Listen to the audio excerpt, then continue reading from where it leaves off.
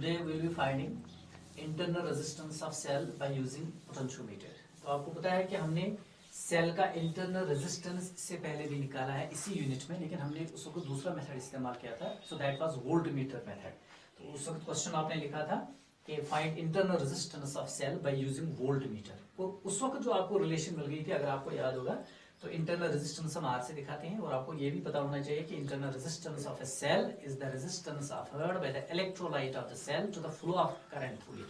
तो जब सेल के अंदर से करंट गुजरती है तो सेल का जो इलेक्ट्रोलाइट होता है, वो इलेक्ट्रोलाइट सेल का उस करंट को जो रेजिस्टेंस ऑफर करता है, that is called internal resistance. You already read it, ठीक है ना.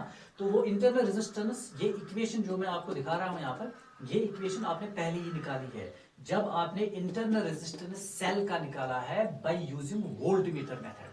तो आज वोल्टमीटर मेथड नहीं यूज करना है, आज पोटेंशियोमीटर यूज करना है to find the internal resistance of cell. लेकिन ये इक्वेशन इसमें यूज हो जाएगी, इसलिए अगर किसी को ये जहन में नहीं है ये वाली इक्वेशन, तो वो जाएगा उस क्वेश्चन पर, ठीक है ना, उस क्वेश्चन को देख लेगा और वहां पर ये इक्वेशन वो नोट करेगा. This is the internal resistance of cell which we have already calculated by using voltmeter method. तो ये इक्वेशन आज यूज हो जाएगी. तो पोटेंशियोमीटर को हम कैसे यूज करेंगे to find the internal resistance of cell? इसके लिए पहले हमें सर्किट बनाना है, ठीक है ना. ये भी आपके प्रैक्टिकल में है सिलेबस. तो इसके लिए क्या है, पहले ये वाला सर्किट जो है, ये जो एसी है पोटेंशियोमीटर है, इससे नीचे वाला सर्किट जो है इसको छोड़ दीजिए. वो जो ऊपर वाला सर्किट है that is called auxiliary circuit of the potentiometer, जो कि पोटेंशियोमीटर का अपना सर्किट है फंक्शनिंग के लिए, ठीक है.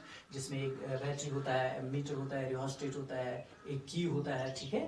तो इससे क्या हम इंश्योर करते हैं कि ये जो रियोस्टेट है इसका वैल्यू हम ऐसे एडजस्ट करते हैं कि इस पोटेंशियोमीटर वायर में एक स्टेडी करंट फ्लो हो जाती है. तो ये ऑक्सिलरी सर्किट जो पोटेंशियोमीटर का है, इसमें फिर एडिशन क्या करना है जब आपको इंटरनल रेजिस्टेंस मालूम करनी है सेल की. तो ये सेल आप लाएंगे, ये जो है इसका लेट मी सपोज कुछ ईएमएफ होगा, लेट मी सपोज इसका ईएमएफ ही है.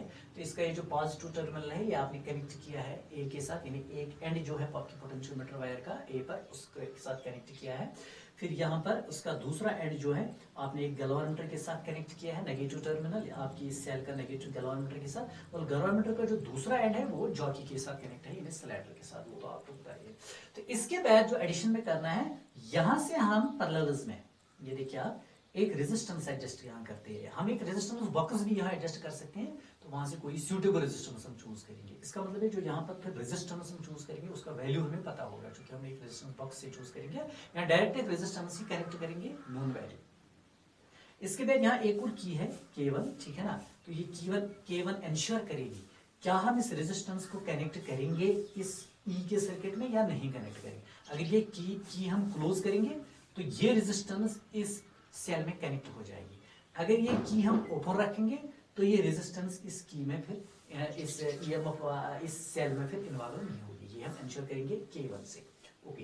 तो इसके बाद हम क्या करेंगे, अगर हम एक्सपेरिमेंट करेंगे, बिल्कुल आप कनेक्शंस लगाएंगे सर्किट बना के, ठीक है. फिर इंश्योर भी करेंगे कि आपके कनेक्शन बिल्कुल ठीक है, जो मैंने इससे पहले आपको पिछले लेक्चर में बता दिया वो कैसे आप इंश्योर करेंगे क्या हमारे कनेक्शन बिल्कुल ठीक है. तो इसके बाद आप क्या करेंगे, आप इस की को क्लोज करेंगे. ये जो की यहाँ पर है शोन बाय के, आप इसको क्लोज करेंगे. जब आप इसको क्लोज करेंगे तो करंट चलेगी पोटेंशियोमीटर वायर में. आप उस करंट को इंश्योर करेंगे study bye adjusting the value of RH वगैरह, ठीक है ना. तो इसे एक स्टडी करंट चलेगी तो आपका पोटेंशियोमीटर तैयार हो गया, ठीक है ना, एक्सपेरिमेंट के लिए. इसके बाद आप क्या करेंगे, अभी आप K1 जो यहाँ पर की है इसको आप खुला भी छोड़ देंगे. यानी इसका मतलब है ये रेजिस्टेंस अभी आपके इस सर्किट में नहीं है जिसमें ईएमएफ ई वाली सेल है ना. तो अभी आप K1 को खुला छोड़ देंगे. तो सीधी बात है, इस वक्त अगर आप देखेंगे आप स्लाइडर को क्या करेंगे, आप स्लाइडर को ऐसे स्लाइड करते जाएंगे, ठीक है ना. अभी आपका ये जो यहाँ पर सेल है ये आपके सर्किट में कनेक्ट हो गया, लेकिन ये वाला रेजिस्टेंस इस सेल के सर्किट में अभी नहीं है, क्योंकि ये वाला की जो है ये अभी ओपन है, ठीक है. तो आप फिर सिलेंडर को घुमाएंगे टुवर्ड्स राइट. इसका मतलब है आप पोटेंशियल डिफरेंस बढ़ाते जाते हैं पोटेंशियल डिफरेंस. और गैल्वानोमीटर की जानिब आप नजर रखेंगे. तो लेट मी सपोज आपने सिलेंडर को घुमाया और आप पहुंच गए J पर. गैल्वानोमीटर ने जीरो डिफ्लेक्शन दिखा दी. इसका मतलब है कि जो पोटेंशियल डिफरेंस है between point A and J वो बराबर बन गया ईएमएफ ऑफ द सेल. याद रखिए अभी ये ईएमएफ सेल का है, क्योंकि अभी सेल से कोई करंट नहीं निकल रहा है. That is the open circuit voltage of your cell, that's called EMF. तो वो जो ईएमएफ होगा according to potentiometer principle that will directly depend on the length involved between the two points, that is between point A and J, जहां पर आपके galvanometer ने zero deflection दिखा दी, late me suppose वो J पर हो गया, तो वो जो लेंथ होगी between A and J, late me suppose that is L1, तो ये जो EMF आपकी सेल का होगा ये डायरेक्टली डिपेंड करेगा इस लेंथ पर which gets involved between points A and J, let me suppose that is L1, and let me take E equals K times L1, where K is शाबाश, where K is potential gradient of the potential mature wire, ठीक है ना, that is potential per unit length, potential difference per unit length, जो आपने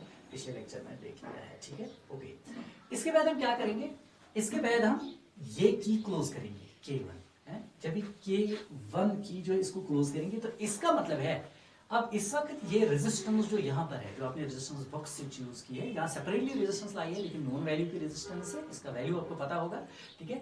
ये resistance अब इस circuit में इन्वॉल्व होगी। अब इसका मतलब है इस सेल से जो आप करंट निकल रही है वो इस रेजिस्टेंस में से गुजर रही है। इस वक्त जो पोटेंशियल डिफरेंस होगा between the terminals of the cell, no that will be simply potential difference. So अब ये ईएमएफ नहीं रहेगा क्योंकि आप सेल से करंट निकल रही है, तो इससे पहले क्या था, सेल से करंट नहीं निकल रही थी, तो इस वक्त जो पोटेंशियल डिफरेंस हमने मापा between points A and J, that was the EMF of the cell. अब क्योंकि सेल से करंट निकल रहा है, ठीक है ना, अब इस वक्त जो potential difference between the terminals of cell होगा वो सिंपली पोटेंशियल डिफरेंस होगा बिटवीन द टर्मिनल्स, वो ईएमएफ नहीं होगा। तो लेट मी सपोज जब हमने K1 को क्लोज किया, ये रेजिस्टेंस और इन्वॉल्व हो गई सर्किट में, तो इसके बाद आप J पर स्लाइडर जो है टच करने से ये डिफ्लेक्शन जीरो नहीं दिखाएगा गैल्वानोमीटर, क्योंकि अब पोटेंशियल डिफरेंस डिफरेंट है between the terminals of the cell. अभी ईएमएफ से ज्यादा था, पोटेंशियल डिफरेंस कम होगी, तो डेफिनेटली मुझे इस स्लाइडर को थोड़ा लेफ्ट में लाना पड़ेगा गैल्वानोमीटर में जीरो डिफ्लेक्शन लाने के लिए। तो लेट मी सपोज मैंने इस स्लाइडर को थोड़ा लेफ्ट की जानिब घुमाया गैल्वानोमीटर की जानिब नजर रखते हुए, तो अगर मैंने J डैश पर सपोज करते हैं टच किया स्लाइडर को, गैल्वानोमीटर ने जीरो डिफ्लेक्शन दिखा दी। इसका मतलब है कि whatever is the potential difference between points A and J dash है is the potential difference across the terminals of the cell. तो वो जो उस वक्त पोटेंशियल डिफरेंस है, याद रखिए इस वक्त जो ये V होगा, इस वक्त जो ये पोटेंशियल डिफरेंस होगा between points A and J dash, वो मुझे देगा potential difference between the terminal of the cell. इससे पहले A और J के बीच में जो पोटेंशियल डिफरेंस उसने मुझे दिया था EMF of the cell, open circuit voltage of the cell. अब चूंकि इस सेल से अब करंट निकल रही है, रेजिस्टेंस में गुजर रही है, तो इस वक्त जो पोटेंशियल डिफरेंस हम मापेंगे वो पोटेंशियल डिफरेंस होगा between the terminals of the cell, वो ईएमएफ, दैट इज व्हाई मैंने V लिखा। So potential difference between the terminals of the cell will depend directly on the length involved between the two points, that is between point A and J dash। क्योंकि सीधी बात है जब EMF जब इस cell में से current निकला, वो रेजिस्टेंस में पास हो गया, तो सीधी बात है अब पोटेंशियल डिफरेंस जो होगी सेल के टर्मिनल्स के बीच में वो ईएमएफ से कम होगी, इसलिए लेंथ भी वहां पर कम ही इन्वॉल्व होगी। दैट इज मैंने आपको बता दिया कि आप सिलेंडर को थोड़ा लेफ्ट में घुमाइए, ठीक है ना। जब आप उसको लेफ्ट में घुमाएंगे, late me suppose J dash पर आपने टच किया सिलेंडर को और ये गैल्वानोमीटर जो है इसने जीरो डिफ्लेक्शन दिखा दी, ठीक है ना। तो इसका मतलब है जो पोटेंशियल डिफरेंस होगा across the terminals of the cell वो डायरेक्टली डिपेंड करेगा अकॉर्डिंग टू पोटेंशियल प्रिंसिपल, वो डायरेक्टली डिपेंड करेगा on the length involved between points A and J dash, and let me suppose that length is L2, जो कि आप read कर सकते हैं, क्योंकि ये जो पोटेंशियोमीटर वायर है तो इस पर नीचे एक वुडन बोर्ड है, उस पर स्केल लगी हुई है, आप ये लेंथ माप सकते हैं जो बैलेंसिंग लेंथ है दूसरी कंडीशन में। और V equals K times L2, तो ये K आप जानते हैं, this is potential gradient of the potentiometer wire, ठीक है।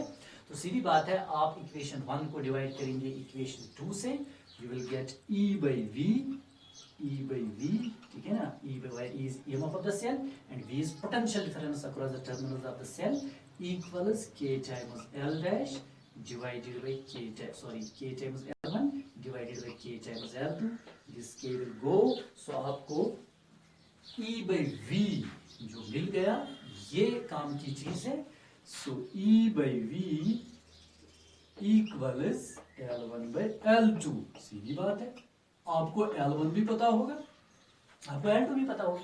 So L1 is the balancing length in the first case when resistance जब रेजिस्टेंस इन्वॉल्व नहीं हुई थी इस सर्किट में, और L2 जो है it is the balancing length in the second case जब आपने रेजिस्टेंस को इंट्रोड्यूस किया है in the circuit of cell having EMF E, ठीक है। तो L1 L2 का वैल्यू आपको मालूम होगा। तो इसके बाद क्योंकि मुझे इंटरनल रेजिस्टेंस निकालनी है तो मैं इस इक्वेशन को यूज करूंगा जिसके बारे में मैंने आपसे पहले ही डिस्कशन की है।